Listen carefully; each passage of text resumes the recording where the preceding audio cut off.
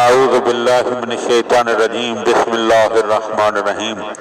مولا کائنات حضرت امیر المومنین علی ابن ابی طالب علیہ السلام کے مجموعہ کلام نہج البلاغہ کے پہلے باب کا خطبہ نمبر 199۔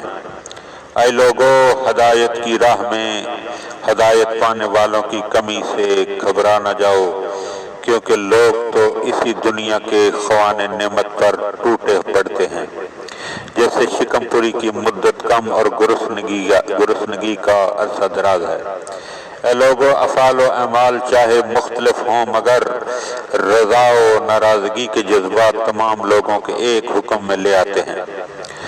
آخر قوم سمود کی اونٹنی کو ایک ہی شخص نے پے کیا تھا، لیکن اللہ نے عذاب سب پر کیا، کیونکہ وہ سارے کے سارے اس پر رضامند تھے۔ چنانچہ اللہ کا ارشاد ہے کہ انہوں نے اونٹنی کے پاؤں کاٹ ڈالے، اور صبح کے وقت جب عذاب کے آثار دیکھے تو اپنے کیے پر نادم و پریشان ہوئے۔ عذاب کی آمد یوں تھی کہ زمین کے دھنسنے اور زلزلوں کے جھٹکوں سے ایسی گڑگڑاہٹ ہونے لگی جیسے نرم زمین میں ہلکی تپی ہوئی پھالی کے چلانے سے آواز آتی ہے۔